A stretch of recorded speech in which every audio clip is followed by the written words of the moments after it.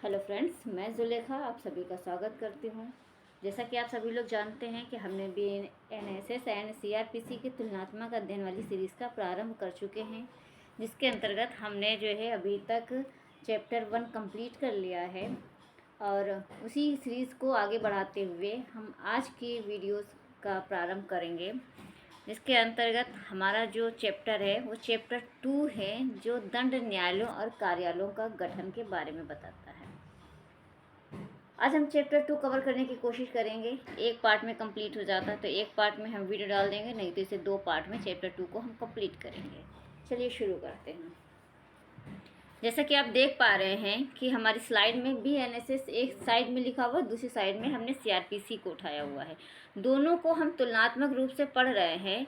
धारा 6 में CRPC and BNSS की धारा दोनों में सेम है और दोनों में कोई विशेष प्रकार का परिवर्तन नहीं हुआ है।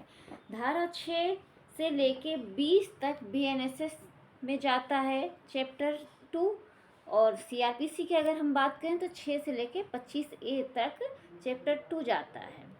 ये इतना है। क्यों इसमें धाराएं कम हो गई? क्योंकि इसमें महानगर क्षेत्र के जो न्यायालय थे उनका वर्णन किया गया था CRPC में, जिसे BNSS में हटा दिया गया। अब उन्हें स्थान नहीं दिया गया है।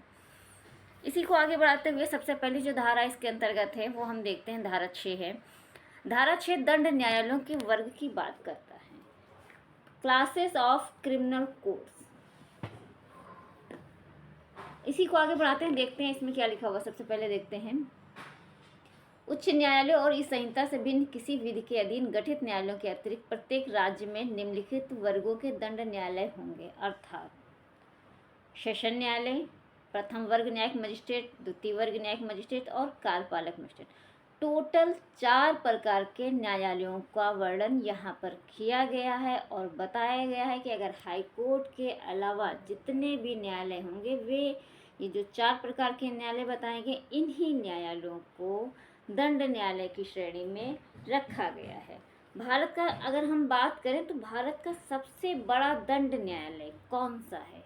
तो भारत का सबसे बड़ा दंड न्यायालय हमारा सुप्रीम कोर्ट है, जिसकी स्थापना संविधान के अनुच्छेद 124 क्लास 1 आर्टिकल 124 क्लास 1 के तहत की जाती है। राज्य का सबसे बड़ा दंड न्यायालय की अगर हम बात करें, जिसकी स्थापना अनुच्छेद 214 के तहत की गई है, वो है हाई कोर्ट। सबसे बड़ा दंड न्यायालय सुप्रीम कोर्ट है। और राज्य का सबसे बड़ा न्यायालय की बात करेंगे तो हाई कोर्ट आएगा।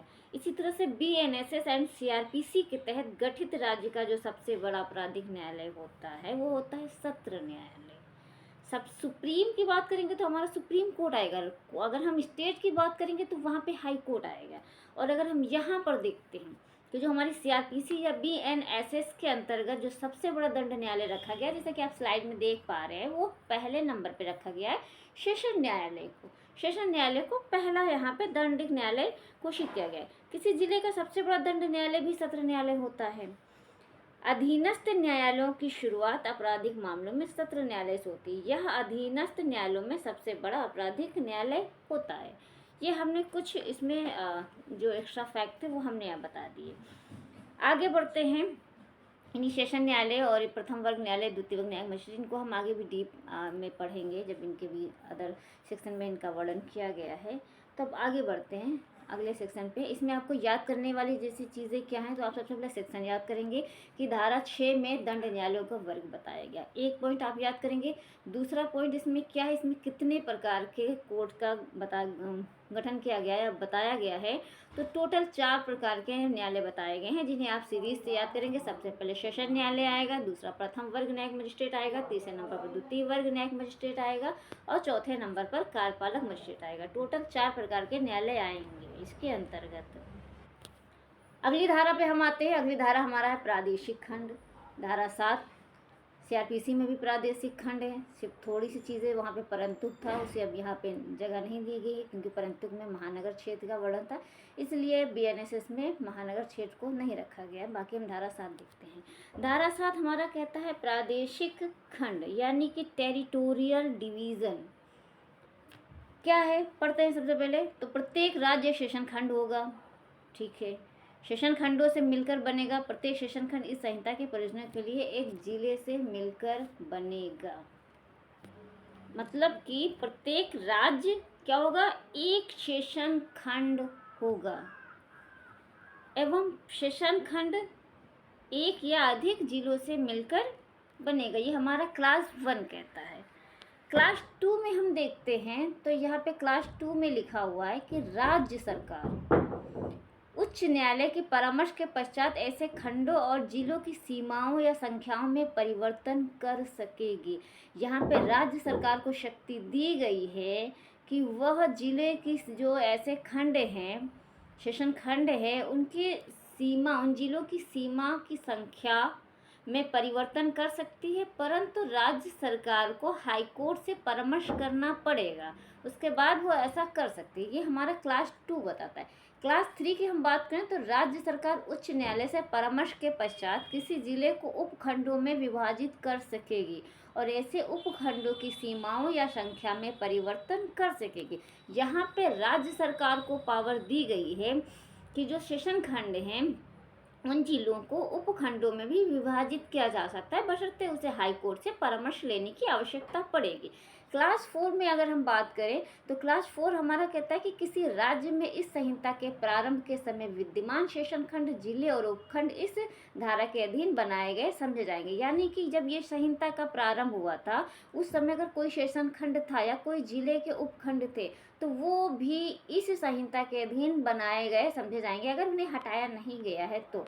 ये इसमें इतना प्रोविज़न था। अब अगर हम सीआरपीसी की तरफ आते हैं तो यहाँ पे हम देखते हैं इसमें भी क्या, इसको सिर्फ एक रीडिंग कर लेते हैं कि प्रत्येक राज्य एक सेशन खंड होगा या सेशन खंडों से मिलकर बनेगा और प्रत्येक सेशन खंड इस संहिता के परियोजना के लिए एक जिला होगा, जिलों से मिलकर बनेगा। देखिए दोनों में चीज़ें सेम है, कोई चेंज नहीं, सिर्फ परंतु क्या है कि प्रत्येक महानगर क्षेत्र उस उक्त परियोजना के लिए पृथक खंड और जिला होगा, क्योंकि यहाँ पे महानगर क्षेत्र का इधर प्रोविज़न नहीं है तो इसे नहीं रखा गया, तो इसे हटा दिया गया। सेकंड देखते हैं, राज्य सरकार उच्च न्यायालय से परामर्श के पश्चात ऐसे खंडों और जिलों की सीमाओं या संख्या में परिवर्तन कर सकेगी। ये भी सेम है, यहाँ पे हाई स्टेट गवर्नमेंट को पावर है कि हाई कोर्ट से परामर्श करने के बाद उनके जो सीमा है, खंड हैं, संख्या में विभाजित कर सकेगी। फोर्थ क्लास में देखते हैं, किसी राज्य में इस संहिता के प्रारंभ के समय विद्यमान सेशन खंड, जिले, उपखंड इस धारा के अधीन बनाए गए समझे जाएंगे। ये भी सेम है। तो ये हमने देख लिया सीआरपीसी में क्या था और बीएनएसएस में क्या चीज़ें थी, ये हमने दोनों को अच्छे से देख लिया और हमें अच्छे से समझ भी आ गया। अब देखते हैं, अब हम आपको थोड़ी सी चीज़ें बता दें कि इसमें एग्जाम के पॉइंट ऑफ व्यू से हमें याद करने वाली चीज़ें क्या है। तो सबसे पहले हम सेक्शन याद करेंगे, प्रादेशिक खंड कहाँ पर बताएगा, तो क्लास सेक्शन 7 में बताया गया है। दूसरा है ये सेशन खंड जो होंगे इनकी संख्या में परिवर्तन कौन करेगा, तो राज्य सरकार करेगी। क्या उसे एब्सोल्यूट पावर है? नहीं, उसे हाई कोर्ट से परामर्श करना पड़ेगा, ठीक है। वो जिले की संख्या में, सीमाओं में परिवर्तन कर सकते हैं। तो ये दो चीज़ें आप इसमें से अच्छे से देख लीजिए। इसके अलावा अब हम आगे बढ़ते हैं और सीआरपीसी में जैसा कि आप स्लाइड में देख पा रहे हैं, क्लास धारा 8 जो थी महानगर क्षेत्र थी, जिसे अब वर्तमान में नहीं रखा गया। महानगर क्षेत्र मतलब ऐसे क्षेत्र होते हैं जिनकी जनसंख्या 10 लाख से अधिक होती है, वे क्षेत्र महानगर क्षेत्र माने जाते हैं। जैसे मुंबई, कलकत्ता, मद्रास हो गए। इसमें राज्य सरकार अगर चाहे तो अधिसूचना द्वारा किसी क्षेत्र को जो है महानगर क्षेत्र घोषित कर सकती है। और अगर कोई क्षेत्र ऐसा है जो 10 लाख, जहाँ पे जनसंख्या 10 लाख से कम होती है, तो उन क्षेत्रों को महानगर श्रेणी से बाहर किया जा सकता है और उनके जांच विचारण पे अगर ऐसा कोई मामला पहले डिसाइड हो गया तो विशेष कोई प्रभाव नहीं पड़ेगा। तो ये हमारा महानगर क्षेत्र के बारे में बताया गया था। अब इसको बहुत ज़्यादा डीप में पढ़ने की आवश्यकता नहीं है क्योंकि अब नए वाले एक्ट में नहीं है, तो इस वजह से जो दोनों में सेम है हम उन पर ज़्यादा फोकस कर रहे हैं। बाकी हम आगे बढ़ते हैं, अगले सेक्शन पे आते हैं। तो हमारा अगला सेक्शन है सेक्शन 8। अब देखिए यहाँ पे सेक्शन थोड़ा सा एक का घट गया, क्यों? क्योंकि धारा 8 में जो महानगर क्षेत्र है इधर नहीं है, तो अब देखिए एक सेक्शन का अंतर हो गया। अब यहाँ से आप ध्यान दीजिएगा, धारा 8 बीएनएसएस में सेशन न्यायालय है, जबकि इधर 9 में सेशन न्यायालय था। चलिए हम देखते हैं, दोनों को पढ़ना शुरू करते हैं। क्या है धारा 8 में? धारा 8 कहता है सेशन न्यायालय राज्य प्रत्येक सेशन खंड के लिए एक सेशन न्यायालय स्थापित करेगी। पहला ही हमारा प्री के पॉइंट ऑफ व्यू से क्वेश्चन निकल आया। अब धारा 8 हम अगर बात करें तो हमारा धारा 8 कोर्ट ऑफ सेशन की बात करता है, और सेक्शन 8 में जो क्लासेस की संख्या है वो टोटल 8 हैं। धारा 8 में 8 खंड बताए गए, और ये बहुत ही इम्पोर्टेंट सेक्शन है। इसका एक एक क्लास बहुत ही ज़्यादा इम्पोर्टेंट है। हर क्लास में प्री का क्वेश्चन छुपा हुआ है, यहाँ तक कि इसमें जो है इंटरव्यू का भी क्वेश्चन बन सकता है। अभी तक मेंस में यहाँ से क्वेश्चन नहीं बना है, लेकिन आगामी परीक्षाओं में आने की संभावना है। ये ऐसे क्वेश्चन बन सकते हैं कि सेशन न्यायालय की स्थापना कौन करता है, उनके तहत किन किन व्यक्तियों को पीठासीन अधिकारी नियुक्त कर सकता है, उनके असमर्थता पे कौन करेगा, इनकी जुरिडिक्शन के बारे में बताए। ऐसे मिलाते हुए मेंस के भी क्वेश्चन बनाए जा सकते हैं। जब हम मेंस की क्लास लेंगे तो वहाँ पे हम इस पर चर्चा करेंगे विस्तृत रूप से। अभी हम फिलहाल सेक्शन देखते हैं। तो सेक्शन 8 हमारा बताता है सेशन न्यायालय क्या कह रहा है, देखते हैं। धारा 8 में 8 खंड है, ठीक है, ये तो हमें याद हो गया। अब देखिए सेशन न्यायालय क्या, राज्य सरकार प्रत्येक सेशन खंड के लिए एक सेशन न्यायालय स्थापित करेगी। धारा 7 में हमने सेशन खंड प्रादेशिक खंड के अंतर्गत हमने देख लिया था। तो सबसे पहले यहाँ पे आ रहा राज्य सरकार, किसी पावर है सेशन खंड में सेशन कोर्ट स्थापित करने की, तो राज्य सरकार को। हमारा पॉइंट क्लियर हो गया कि सेशन कोर्ट का गठन कौन करेगा, तो राज्य सरकार करेगी। कहाँ के लिए, तो प्रत्येक सेशन खंड के लिए। ये हमारा पॉइंट क्लियर हो गया, गुड। अब दूसरे पॉइंट में हम चलते हैं। तो पहला हमारा हो गया कि राज्य सरकार प्रत्येक सेशन खंड के लिए एक सेशन न्यायालय की स्थापना करेगी, वेरी गुड। दूसरे में हम आते हैं, तो प्रत्येक सेशन न्यायालय में एक सेशन न्यायाधीश पीठासीन होगा जो उच्च न्यायालय द्वारा नियुक्त किया जाएगा, ठीक। हमने एक कोड बना लिया। कहानी में समझिए, सबसे पहले एक बिल्डिंग बनाई। बिल्डिंग बनाने का काम किसे दिया गया, तो गवर्नमेंट को दिया। कौन सी गवर्नमेंट है, स्टेट गवर्नमेंट। स्टेट गवर्नमेंट ने सेशन खंड में एक सेशन कोर्ट बना दिया। अब सेशन कोर्ट खाली तो काम करेगा नहीं, वहाँ पे हम उनको अथॉरिटी जो होंगे, अधिकारी होंगे, उन्हें नियुक्त करेंगे। वो अधिकारी कौन सबसे पहले आ रहा है, तो वो पीठासीन अधिकारी होगा, ठीक है। पीठासीन अधिकारी एक आ गया, एक न्यायाधीश पीठासीन होगा, यानी कि वो हेड होगा वहाँ का। अब उसे कौन अपॉइंट करेगा, अगला हमारा क्वेश्चन आ रहा है। तो उसे जो अपॉइंट करेगा वो हाई कोर्ट द्वारा किया जाएगा। दूसरा पॉइंट क्लियर, आगे बढ़ते हैं। सीआरपीसी में दोनों में भी सेम है। सीआरपीसी इसमें देखते हैं राज्य सरकार प्रत्येक सेशन खंड के लिए सेशन न्यायालय स्थापित करेगी, सेम क्लास 1। 2 में कह रहा प्रत्येक सेशन न्यायालय में एक न्यायाधीश पीठासीन होगा जो न्यायालय द्वारा नियुक्त किया जाएगा। दोनों में क्लियर हो गया। क्लास 3 पे हम आते हैं। तो क्लास 3 हमारा कहता है उच्च न्यायालय, हाई कोर्ट अपर सेशन न्यायाधीशों को भी सेशन न्यायालय में अधिकारिता का प्रयोग करने के लिए नियुक्त कर सकती है। इधर देखते हैं, उच्च न्यायालय अपर सेशन न्यायाधीश और सहायक सेशन न्यायाधीशों को भी सेशन न्यायालय में अधिकारिता का प्रयोग करने के लिए नियुक्त कर सकेगी। अब सहायक सेशन न्यायाधीशों को बीएनएसएस में जगह नहीं दिया गया, इसलिए यहाँ हटा दिया गया। दोनों को एक साथ समझिए, यानी कि जो हमारे एडिशनल जज होते हैं, एडिशनल सेशन जज होते हैं, उनको भी हाई कोर्ट सेशन न्यायालय में अपना जुरिडिक्शन का प्रयोग करने के लिए अपॉइंट कर सकती है। ये कहाँ बताएगा, ये क्लास 3 में बना। अभी जो 2022 में एग्ज़ाम हुआ था, या अभी किसी स्टेट में ये क्वेश्चन पूछा गया था कि उच्च न्यायालय अपर सेशन न्यायाधीशों को भी सेशन न्यायालय में अधिकारिता का प्रयोग करने के लिए नियुक्त कर सकती हैं। ये प्रोविज़न कहाँ पे लिखा हुआ है, ये आया हुआ क्वेश्चन है। ये पूछा गया किस क्लास में है, सीआरपीसी में पूछा था। सीआरपीसी में पूछा था, ये किस क्लास में है, धारा 9 के 1 में, 2 में, 3 में पूछा था। बहुत से बच्चों ने इस क्वेश्चन को गलत किया था। अभी आप तुरंत याद कर लीजिए, अपर सेशन न्यायाधीश अधिकारिता का प्रयोग करेंगे सेशन में, ये क्लास 3 में है। दोनों में सेम है। पहले में क्या था, गवर्नमेंट को ये पावर था, स्टेट गवर्नमेंट प्रत्येक सेशन खंड के लिए एक सेशन कोर्ट स्थापित कर रही थी। दूसरे में पीठासीन न्यायाधीश की नियुक्ति हाई कोर्ट द्वारा की जा रही थी। तीसरे क्लास में एडिशनल सेशन जज को भी अधिकारिता का प्रयोग करने के लिए हाई कोर्ट नियुक्त कर सकती। 3 क्लासेस हमारे अच्छे से तैयार हो गए और हमें याद भी हो गए, साथ में आप याद भी करते चले। अब हम आते हैं क्लास 4 में। क्लास 4 हमारा कहता है उच्च न्यायालय द्वारा एक सेशन खंड के सेशन न्यायाधीशों को दूसरे खंड का अपर सेशन न्यायाधीश भी नियुक्त किया जा सकेगा, और ऐसी दशा में वह मामलों को निपटाने के लिए दूसरे खंड के ऐसे स्थान या स्थानों में बैठ सकेगा जो उच्च न्यायालय निर्देश दें। ध्यान दीजिएगा, उच्च न्यायालय द्वारा उच्च न्यायालय ही पीठासीन अधिकारी को नियुक्त कर रही थी ना, हाँ ठीक है। एक सेशन खंड के सेशन न्यायाधीश को दूसरे खंड का भी सेशन न्यायाधीश नियुक्त कर सकते हैं, यानी कि उसका वर्कलोड बढ़ा दे रहा है, ठीक है, गुड। और ऐसी दशा में मामलों को निपटाने के लिए दूसरे खंड के स्थान या स्थानों में बैठ सकेगा। भाई जाहिर सी बात है, उसको एक जगह का कोर्ट का पीठासीन अधिकारी बनाया गया, वहाँ का न्यायाधीश बनाया, दूसरे कोर्ट का भी बना दिया गया, तो वो जहाँ पहले का था वहाँ का भी काम देखेगा, दूसरे का भी काम देख सकेगा, ठीक। सेम चीज़ें हमारे CRPC में भी लिखा हुआ है। आगे बढ़ते हैं क्लास 5 में।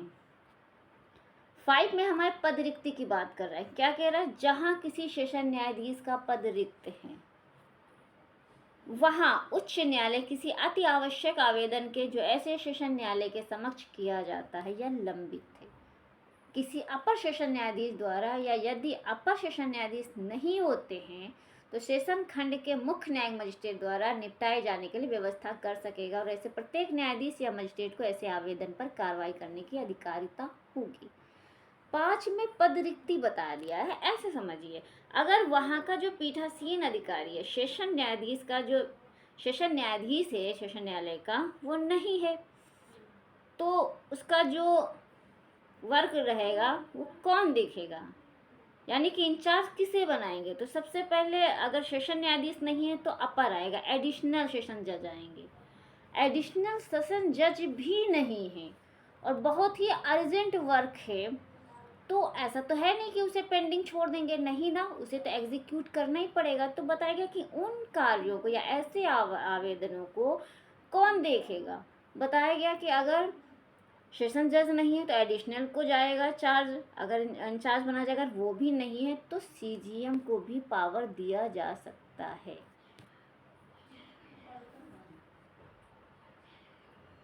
ये बताया गया क्लास 5 में। क्लियर हो गया?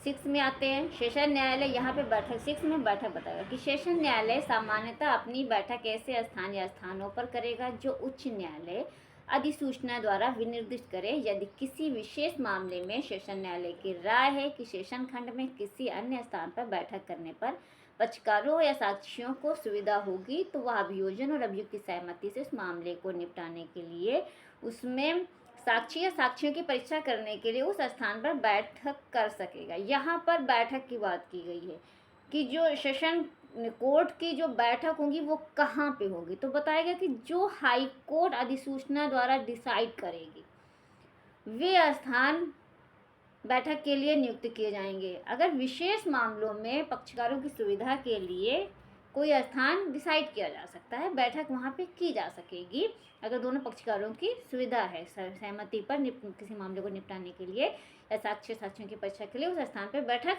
कर सकेगा। ये हमारा क्लास 6 हो गया। अब क्लास 7 देखते हैं। देखिए क्लास 7 यहाँ पे ग्रीन है, इसका मतलब ये है कि ये नया आया हुआ है, इसको हम देख लेते हैं। क्लास 7 ठीक है। क्लास 7 थोड़ा सा इम्पोर्टेंट है, ध्यान दीजिएगा। क्या है? सेशन न्यायाधीश समय समय पर ऐसे अपर सेशन न्यायाधीशों के बीच कार्य के वितरण के संबंध में संहिता से संगत आदेश दे सकेगा। यानी कि जो सेशन जज है वो एडिशनल सेशन जज को कौन से काम देगा, कौन से काम का कंट्रीब्यूशन करेगा, वो बताएगा। कि कोई भी मतलब उसके पास वर्कलोड ज़्यादा हो गया, काम आया हुआ है, तो अपने एडिशनल को ट्रांसफ़र कर सकता है कि आप इन मामलों को देखिए। सिर्फ इतना बताया गया। कार्यों का वितरण करेगा सेशन जज, 7 में बताया गया। 8 में बताया गया सेशन न्यायाधीश अपनी अनुपस्थिति में कार्य करने के लिए अगर असमर्थ है कोई अति आवश्यक आवेदन का अपर सेशन न्यायाधीश द्वारा, यदि कोई अपर सेशन न्यायाधीश ना हो तो CGM द्वारा निपटाए जाने के लिए भी व्यवस्था कर सकता है। और यह समझा जाएगा कि ऐसे न्यायाधीश या मजिस्ट्रेट को ऐसे आवेदन पर कार्रवाई करने की अधिकारिता है। ये बताएगा। क्लास 7 में क्या बताएगा? असमर्थ है अगर, तो वहाँ पे सेशन जज असमर्थ है तो भाई जाहिर सी बात इंचार्ज किसे बनाएंगे? एडिशनल को बनाएंगे। अगर इत्तेफाक से एडिशनल भी असमर्थ है, नहीं आ पा रहे हैं, तो उनके स्थान पे CGM उनका कारोबार देख सकता है, उन्हें इंचार्ज बनाया जा सकता है। अगर कुछ अर्जेंट वर्क है तो वो डिसाइड कर सकते हैं। स्पष्टीकरण एक लिखा हुआ है, देख लेते हैं। इस संहिता के परियोजना के नियुक्ति के अंतर्गत राज्य सरकार द्वारा संघ या किसी राज्य के कार्यकलापों के संबंध में किसी सेवा या पद पर किसी व्यक्ति की प्रथम नियुक्ति, तैनाती या प्रोन्नति नहीं है। जहां किसी विधि के अधीन ऐसी नियुक्ति, तैनाती या प्रोन्नति सरकार द्वारा किए जाने के लिए अपेक्षित है। ये स्पष्टीकरण बताया गया है। तो इसमें क्लास 8 हमने आपको बता दिया। अब इन 8 क्लासेस को मैं पॉइंट पॉइंट करके मैं एक बार फिर से रिवाइज करा दे रही हूँ, और साथ ही साथ आप CRPC के भी देखते रहिए प्रोविज़न। अब देखिए, पहले क्लास में हमने आपको क्या बताया, पहले क्लास में हमने बताया कि एक सेशन खंड बनाया जाएगा, ठीक, प्रत्येक सेशन न्यायालय के लिए। हाँ, राज्य सरकार एक सेशन खंड के लिए एक सेशन कोर्ट स्थापित करेगी, यानी कि गवर्नमेंट, स्टेट गवर्नमेंट एक सेशन कोर्ट बना रहा है, क्लियर। दूसरे में बताया गया उस सेशन कोर्ट में हाई कोर्ट एक पीठासीन न्यायाधीश की नियुक्ति करेगा, दूसरा क्लास कंप्लीट। तीसरे में बताया गया ज्यूरिडिक्शन, बताया गया है कि हाई कोर्ट ऐसे सेशन न्यायाधीशों को भी, यानी कि एडिशनल सेशन जज को भी उस सेशन कोर्ट में अधिकारिता का प्रयोग करने के लिए नियुक्त कर सकती, तीसरा क्लियर। चौथे में बताया गया कि एक सेशन जज को हाई कोर्ट दूसरे सेशन खंड का भी जज नियुक्त कर सकता है, वहाँ के भी वो मामले देखेगा। पांचवें में बताया गया कि अगर सेशन जज का पद रिक्त है तो वहाँ पे हाई कोर्ट किसी अति आवश्यक आवेदन के जो सेशन न्यायालय के समक्ष किया जाता है या पेंडिंग है, तो उन्हें निपटाने के लिए एडिशनल सेशन जज को अपॉइंट कर सकती है, या वो भी नहीं है तो CGM को अपॉइंट किया जा सकता है। 6th क्लास में हमने बैठक का स्थान बताया, ये बैठक का स्थान कौन डिसाइड करेगा, तो हाई कोर्ट करेगी। पक्षकारों की सुविधा अनुसार किसी ऐसे स्थान पे भी किया जा सकता है जहाँ पे पक्षकारों साक्षियों की सुविधा हो, वहाँ पे बताया। 7th क्लास में हमने बताया कार्यों के वितरण के बारे में। सेशन जज के पास जो भी कार्य आएंगे वो एडिशनल सेशन जज को उन्हें निपटाने के लिए ट्रांसफ़र कर सकती है। क्लास 8 में हमने असमर्थता बताई कि अगर सेशन न्यायाधीश जो जज है, सेशन जज असमर्थ है, बीमार है या अनुपस्थित है और कोई ऐसे अर्जेंट वर्क उसके सामने आया हुआ है, तो वहाँ पे सेशन जज का जो वर्क है या उसे इंचार्ज है वो एडिशनल को बनाएंगे। अगर बाई इत्तेफाक से एडिशनल सेशन जज नहीं है तो CGM से भी वो कार्य करवाया जा सकता है, और उसका वही अधिकारिता होगी जो सेशन जज की होती है। ये क्लास 8 हमने आपको बता लिया, बहुत अच्छे से आप लोगों को क्लियर भी हो गया। आप लोग बेयर एक्ट लेके ज़रूर बैठिए, जिन पॉइंटों को मैं बताऊँ उनको आप अंडरलाइन कीजिए। इसका क्लास सेक्शन 8 का क्लास 8 के 8 बहुत इंपॉर्टेंट है, आपको तब तक रट गया होगा। मैं एक बार फिर से बताया, क्लास 1 में क्या बताया गया है, कोर्ट की स्थापना कौन कर रहा है, राज्य सरकार। दूसरे में क्या कर रहा है, पीठासीन न्यायाधीश कौन नियुक्त कर रहा है, हाई कोर्ट कर रहा है। तीसरे में क्या बताया गया कि अधिकारिता का प्रयोग करने के लिए एडिशनल को भी हाई कोर्ट नियुक्त कर। चौथे में क्या बताया गया कि एक सेशन जज दूसरे खंड का भी सेशन जज नियुक्त किया जा सकता है। पांचवें में पद रिक्ति बताई कि अगर पद रिक्त है सेशन जज का तो उसका वर्क को एडिशनल देखे, एडिशनल नहीं है तो CGM देखेंगे। छठे में बैठक का स्थान बताया कि उच्च न्यायालय डिसाइड करेगी कि बैठक का स्थान कौन सा होगा। सातवें में हमने आपको बताया कि कार्यों का वितरण, सेशन जज एडिशनल को कार्यों का वितरण कर सकेंगे। सातवें में हमने बताया कि अगर असमर्थता है, आठवें में असमर्थता के स्थान पे एडिशनल को देंगे, एडिशनल नहीं तो CGM। तो इस तरह से हमारा सेक्शन 8 बहुत अच्छे से कंप्लीट। आई होप आपने कभी इससे पहले इतने ढंग से पढ़ा ही नहीं होगा। देखिए कितना ज़्यादा समय सिर्फ एक ही 2 सेक्शन कंप्लीट करने में लग गए, लेकिन ये बहुत ज़्यादा इंपॉर्टेंट, आपको आना ही चाहिए। अब हम आते हैं सेक्शन 9 पे, जुडिशियल मजिस्ट्रेट। बहुत इंपॉर्टेंट है, जो लोग प्रैक्टिस करते हैं उनको अक्सर जुडिशियल मजिस्ट्रेट कोर्ट जाते रहते हैं, वहाँ पे सब चीज़ें देखते रहते हैं, देखते हैं ये CGM कोर्ट है, SCGM कोर्ट है। अब हम देखते हैं इसके बारे में पढ़ते हैं, बहुत ज़्यादा इंपॉर्टेंट है, बस धैर्य से आप सुनते जाइए। न्यायिक मजिस्ट्रेटों के न्यायालय क्या बता रहा है, इधर सेक्शन 11 है। प्रत्येक जिले में प्रथम वर्ग और द्वितीय वर्ग न्यायिक मजिस्ट्रेटों के इतने न्यायालय और ऐसे स्थानों में स्थापित किए जाएंगे जितने और जो राज्य सरकार उच्च न्यायालय के उससे परामर्श के पश्चात अधिसूचना द्वारा विनिर्दिष्ट करे, ठीक है। सेक्शन 9 में पहले क्लासेस देख लेते हैं। सेक्शन 9 में क्लास केवल 3 है, 3 क्लासेस हैं, छोटी सी धारा है लेकिन इम्पोर्टेंट बहुत है, इसको पढ़ते हैं। अब देखते हैं क्या लिखा है। क्लास 1 9 का जुडिशियल मजिस्ट्रेट, आगे अब हम पढ़ते हैं जुडिशियल मजिस्ट्रेट का कोड पढ़ते हैं। तो जुडिशियल मजिस्ट्रेट कोर्ट में जो हमारा सेक्शन है 9, उसमें टोटल क्लासेस की संख्या 3 है। और देखते हैं कोर्ट ऑफ जुडिशियल मजिस्ट्रेट का पहला है प्रत्येक जिले में। सबसे पहले आ रहा है, ये कहाँ पे जाएंगे तो जिले के अंतर रहेंगे। कौन से आएंगे तो प्रथम वर्ग और द्वितीय वर्ग न्यायिक मजिस्ट्रेटों के इतने न्यायालय, जैसे स्थापित किए जाएंगे जो राज्य सरकार उच्च न्यायालय से परामर्श के पश्चात अधिसूचना द्वारा विनिर्देशित। अब यहाँ पे इसको हम तोड़ के समझते हैं। न्यायिक मजिस्ट्रेट जो जुडिशियल मजिस्ट्रेट के कोर्ट हैं उनका गठन हम कहाँ करेंगे, तो जिले के अंदर करेंगे। इन जिलों में जुडिशियल मजिस्ट्रेट के कोर्ट में कौन से जजेस आएंगे, प्रथम वर्ग न्यायिक मजिस्ट्रेट आएंगे, द्वितीय वर्ग मजिस्ट्रेट आएंगे, और इनका जो गठन किया जाएगा, स्थापना की जाएगी, वो कौन करेगा,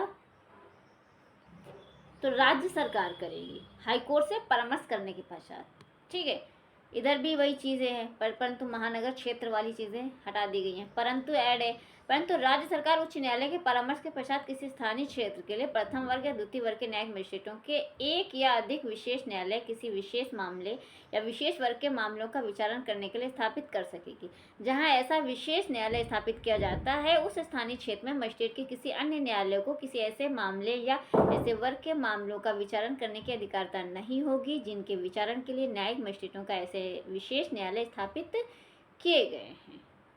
इतना बड़ा परंतु था, समझ में नहीं आया, चलिए तोड़ तोड़ के देखते हैं, समझिए इसको।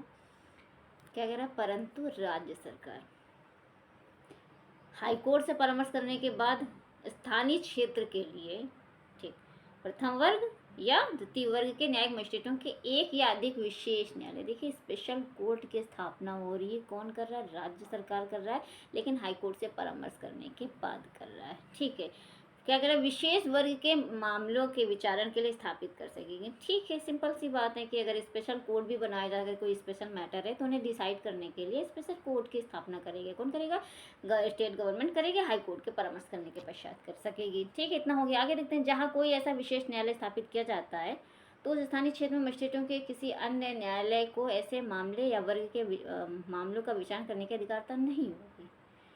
तो जो विशेष कोर्ट होंगे, विशेष न्यायालय स्थापित किया जाएगा, तो वहाँ पे जो स्थानीय क्षेत्र के मजिस्ट्रेट होंगे या कोई अन्य न्यायालय को मामले या ऐसे वर्गों के मामलों का विचार करने की अधिकारता नहीं हो। क्यों, जिनके विचारण के लिए न्यायिक मजिस्ट्रेट को विशेष न्यायालय स्थापित किया गया था, मतलब वो स्पेशल कोर्ट में स्पेशल जज ही आके मामले को डिसाइड करेंगे। क्लास 2 देखते हैं, तो ऐसे न्यायालयों का पीठासीन अधिकारी उच्च न्यायालय द्वारा नियुक्त किया जाएगा। हम जुडिशियल मजिस्ट्रेट कोर्ट पढ़ रहे हैं ना, तो वहाँ पे भी अभी हमने सेशन में पढ़ा था, सेशन न्यायाधीश की स्थापना कौन कर रहा था, राज्य सरकार का। वहाँ पीठासीन अधिकारी की नियुक्ति कौन कर रहा है, हाई कोर्ट। देखिए सेम यहाँ भी चीज़ है, जुडिशियल मजिस्ट्रेट कोर्ट की स्थापना भी राज्य सरकार कर रही है, वहाँ जो अथॉरिटी पीठासीन अधिकारी है वो क्लास 2 में हाई कोर्ट कर रहा है। ये हमारा क्लियर हो। क्लास 3 देखते हैं, उच्च न्यायालय जब कभी उसे यह समीचीन आवश्यक प्रतीत होता है कि किसी सिविल न्यायालय के न्यायाधीश के रूप में कार्यरत राज्य की न्यायिक सेवा के किसी सदस्य को प्रथम वर्ग या द्वितीय वर्ग न्यायिक मजिस्ट्रेट की शक्तियां प्रदान कर सके। यानी कि हाई कोर्ट अगर चाहे और अगर उसे सही लगता है तो जो सिविल न्यायालय के जजेस होते हैं उन्हें न्यायिक सेवा के किसी सदस्य को प्रथम वर्ग या द्वितीय वर्ग न्यायिक मजिस्ट्रेट की शक्तियां प्रदान कर सकेगा। सेम चीज़ें इधर CRPC में भी बताई गई हैं कि प्रत्येक जिले में प्रथम वर्ग द्वितीय वर्ग न्यायिक मजिस्ट्रेटों के इतने न्यायालय स्थापित करेंगे जितना राज्य सरकार उच्च न्यायालय के परामर्श करने के पश्चात अधिसूचना द्वारा जारी करे।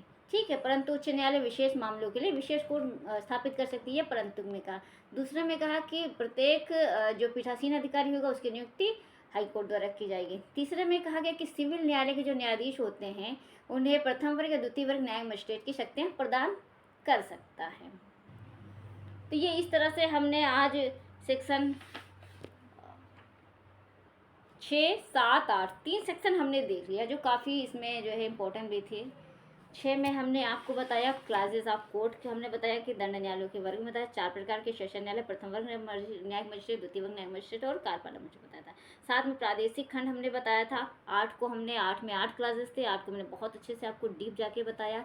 9 में जुडिशियल मजिस्ट्रेट हमने बताया जिसमें क्लासेस की संख्या 3 थी। जुडिशियल मजिस्ट्रेट कोर्ट की स्थापना राज्य सरकार कर रही है हाई कोर्ट के परामर्श करने के पश्चात, और जब पीठासीन अधिकारी की नियुक्ति उच्च न्यायालय करता है, विशेष मामलों के लिए विशेष न्यायालय की स्थापना की जा सकती है। और अगर हाई कोर्ट को आवश्यक लगता है तो सिविल न्यायालय के जो न्यायाधीश होते हैं उन्हें प्रथम वर्ग या न्यायिक मजिस्ट्रेट की शक्तियाँ प्रदान कर सकता है। तो इस तरह से हमने 3 धाराएं आज कंप्लीट की हैं। माना कि थोड़ी वीडियो लंबी हो जा रही है, लेकिन आप इतना यकीन रखिए कि आपको जो पढ़ाया जा रहा है वो आपको पेड क्लास में भी बताया जाता है। इतना आप पैसा खर्च करके किसी कोचिंग में जाते होंगे, वो आपको यहाँ पे फ्री ऑफ कॉस्ट पढ़ाया जा रहा है। बस आप पढ़ते जाइए, डायरेक्ट रखिए, जो चीज़ें मैं बताती जा रही हूँ उसको अंडरलाइन करिए और अच्छे से पढ़ते जाइए। आप सभी लोग वीडियोज़ को काफ़ी सराह रहे हैं, ज़्यादा से ज़्यादा आप लोग लाइक करें, कमेंट ज़रूर करें, क्योंकि आपकी कमेंट हमारा उत्साहवर्धन कराती है। इससे हमें पता चलता है कि आपको हमारी वीडियोज़ पसंद आ रही है। इसमें जो भी आपके सुझाव हैं वो आप अपने कमेंट्स में ज़रूर दीजिए। अगली वीडियो में हम अगले सेक्शन को लेके आएंगे। वीडियो काफ़ी बड़ी होगी, मुझे लग रहा था कि शायद मैं एक वीडियो में चैप्टर कंप्लीट कर लूँगी, लेकिन कोई नहीं, समय लग रहा है, लेकिन जो हो रहा है वो बेहतरीन तरीके से हो रहा है। चीज़ें आपके बहुत word to word concept clear होते जा रहे हैं अच्छे से बताते। वरना मैं चाहूँ तो मैं एक वीडियो में, आधे घंटे के वीडियो में आपके सारे एक एक चैप्टर कंप्लीट कर सकती हूँ, लेकिन नहीं, मैं ये नहीं कर रही हूँ। मैं आपको सिर्फ दौड़ा नहीं रही, मैं आपको बहुत डीप जाके पढ़ा रही हूँ। आई होप आपको हमारी वीडियो पसंद आ रही होगी। लाइक करें और ज़्यादा ज़्यादा कमेंट करें, और अपने दोस्तों से, अपने जो भी प्रतियोगी परीक्षा वाले विद्यार्थी हैं, शेयर करें। Thank you so much.